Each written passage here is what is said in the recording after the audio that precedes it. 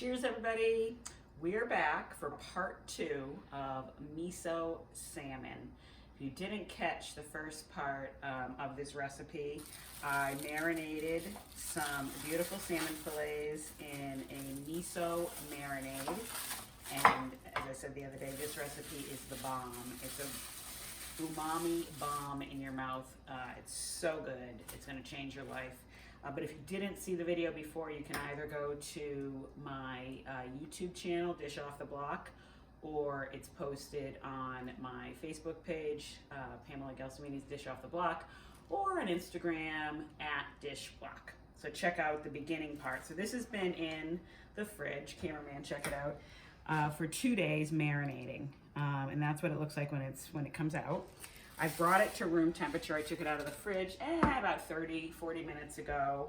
So it's not ice cold. You never want to cook anything ice cold out of the fridge because it tightens up and it doesn't cook through evenly because it's so cold in the center. So this is about room temperature at this point, and we're going to cook it. So if you want to see info on the marinade, check out the YouTube video for that. So we're going to head over here. I've got about 2 tablespoons of peanut oil heating up in the pan. It's nice and hot. And all I'm gonna do is take our fillets, I'm gonna put them top side down. Remember, we took the skin off, so there's no skin on either side, but I'm doing top side down to start. And this can spatter a little bit, so just if you make this at home, watch your eyeballs when you put it in the pan.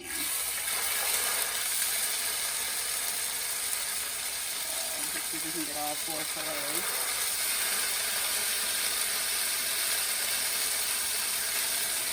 Woo, that's hot. And you want a really hot pan for this.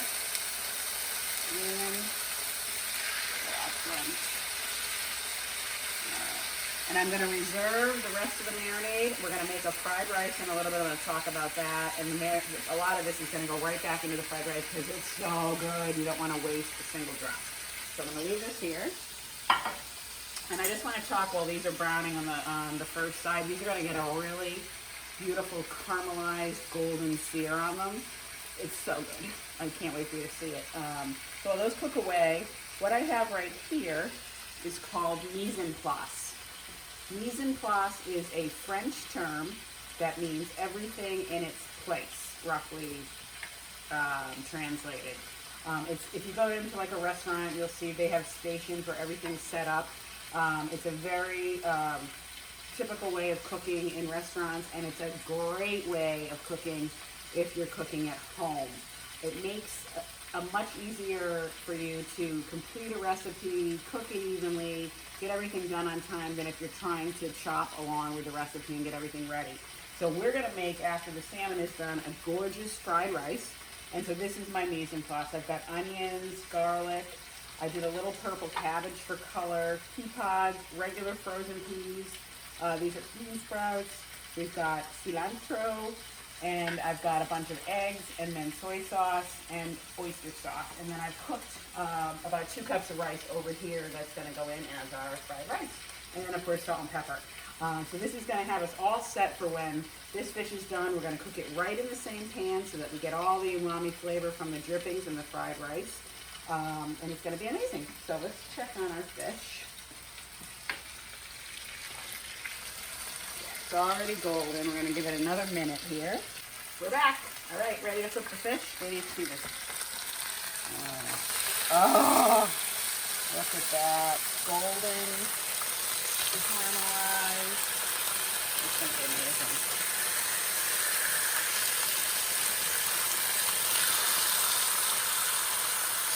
Oh, the smell is incredible.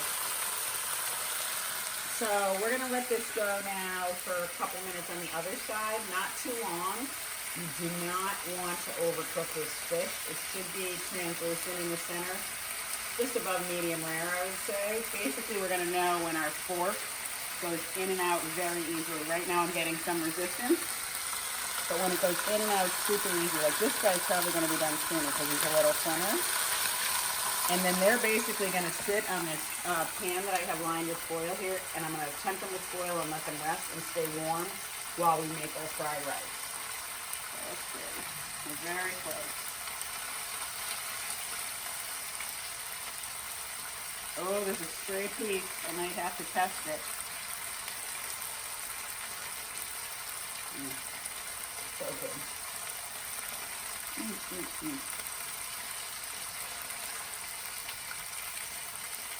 Okay, let me take the thinner guys out. I think we might want a spatula. As the fish gets more and more cooked, it's going to be flakier. And you don't want it to fall apart. So.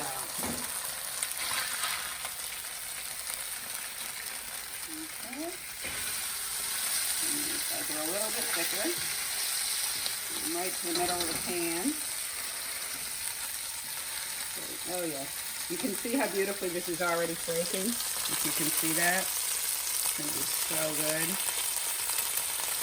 Just gorgeous. It's a little bit raw on the inside still, so we're going to go another minute. Alright.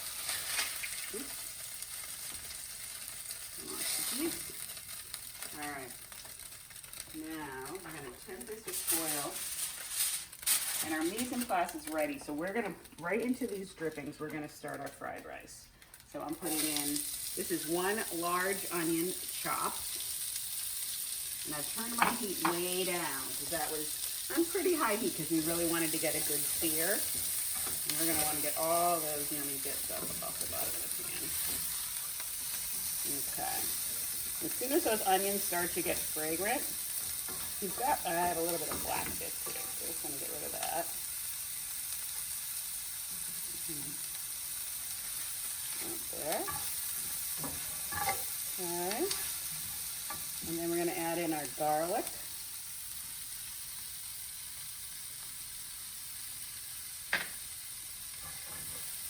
This is not my smartest cooking shirt with these flared sleeves.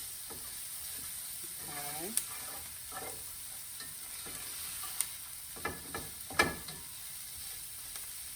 Alright, we're going to kind of push these to the side of the pan.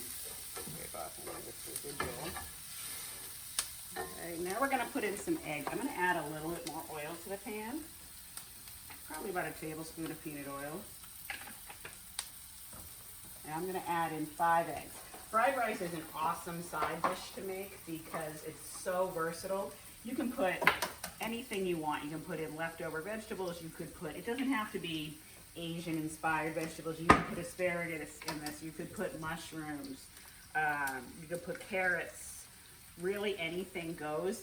The stuff I have here today is pretty traditional fried rice, but it's just, it's a neat dish because it's kind of can clean out your fridge from anything you have going a little bit bad, and it's a great one-pot wonder kind of dish. You can make a pan of fried rice and add shrimp to it, and you can add leftover chicken, you can add leftover pork, and you've got a great, quick one-pot meal that has, you know, all the nutrients in it.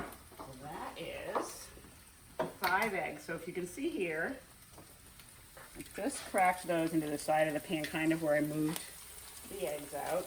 And I'm just going to scramble them. So there's different kinds of fried rice in Asia. There's one that's called golden fried rice where they actually cook the rice into the eggs. And we're going to kind of do half and half. So we're going to partially scramble these eggs. I like a lot of egg in my fried rice. Again, this is you can totally manage this dish to your taste and what you really like. I'm going to add a little salt and pepper, probably about ½ teaspoon of salt and ½ teaspoon of black pepper to your taste. Get our heat back up a little bit. All right, and now we're going to add in our rice. Fried rice, right? So it's going to get fried somewhat. Let's get all of that in there. Pre-cooked. Again, that's part of our mise en place. We had our rice prepared and ready to go. And I'm going to, this is the golden fried rice bit. It's not real traditional.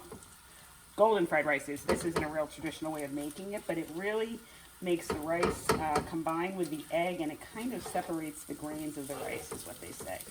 So we're going to let that fry up. Mix those onions back in. Oh, it smells so good. All right. You can hear it frying. Can you hear it? All right. So I'm going to let this just kind of crisp up a little bit. Just for a minute. So now our other ingredients that we have are the purple cabbage, which is not traditional, but I love putting this in dishes because it adds great color. I mean, it's just pretty and it adds a nice crunch to the dish. So that's going to go in next, followed by our frozen peas. They're actually even still frozen. They'll defrost in the rice. And then at the very end, you're going to do your pea pods because they cook very quickly and you don't want mushy, soggy pea pods. You want them to have still a nice crisp bite to them. And then we're going to put in at the very end our bean sprouts and our cilantro because you want these to really almost be not cooked at all. They're all about texture and sweet pop of flavor. And any herb that you're adding in, any fresh herb, you always want to add at the end so it maintains its color and its bright flavor. Otherwise it cooks down and you lose it in the dish. So what we're doing here. Oh, it looks beautiful. And it smells incredible. All right, let's add that purple cabbage. See how pretty that is? Put the rest of that in there. All right, now I'm going to add in our pea pods. So those can just get barely cooked.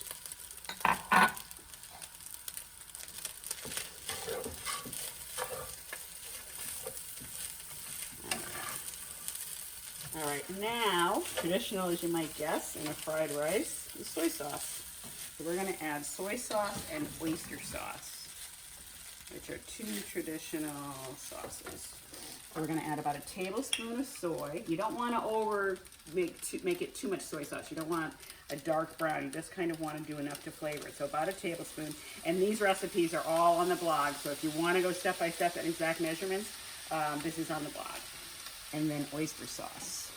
This is Lee Kum Kee oyster sauce. I really love this brand. I actually won a cooking contest from them once, but they've got some of the best Asian products out there. This guy's gonna be. So here I'm gonna do about 2 teaspoons of oyster sauce. And oyster sauce is really made from oysters. I didn't realize that. So if you have a fish allergy, or you're vegan, you cannot have this. They do make gluten-free and vegan oyster sauce products, so which doesn't have the animal product in it. So we're going to mix that all in. It's all coming together beautifully. Oh, and let's not forget, remember we were going to put some of our marinade back into the rice. Let's do that now. So put that marinade in there. I didn't do all of it. I probably did about a quarter cup. Oh, smells so good. All right, let's get our frozen peas in so they have time to thaw. And again, mix it up. Put whatever veggies you like. You could do corn. You could do frozen corn. And cook this for a minute to get peas warmed up. And you can see now our pea pods are just barely cooked through, but they're not soggy, so they're going to be bright and crisp when you bite into them in the rice. Alrighty. Okay, and last but not least, we're going to go for our bean sprouts. That's probably about a cup and a half. And our cilantro, I'm going to save a little bit for garnish. I'm going to toss that in.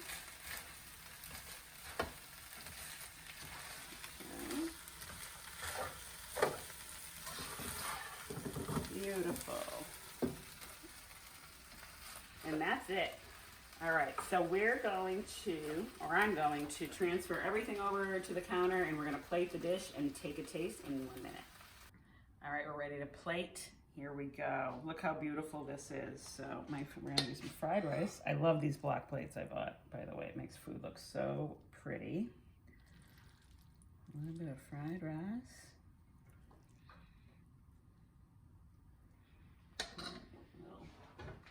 I don't know how picky I am about my plating. Okay. There we go. And then let's see, let me do this guy.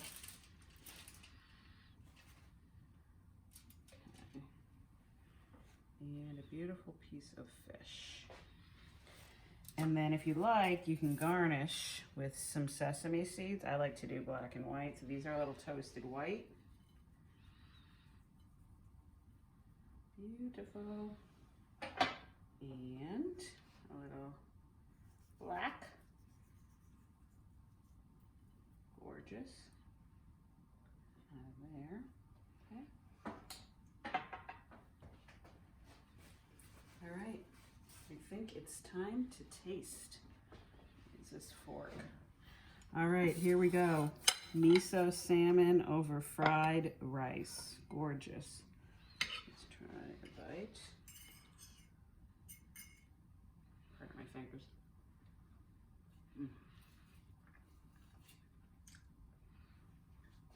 Oh my God.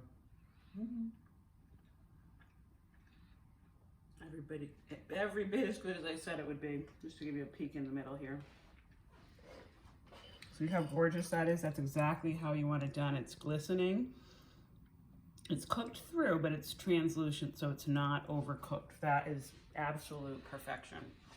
You have to try this recipe. It's so, so good. Try it. Thanks.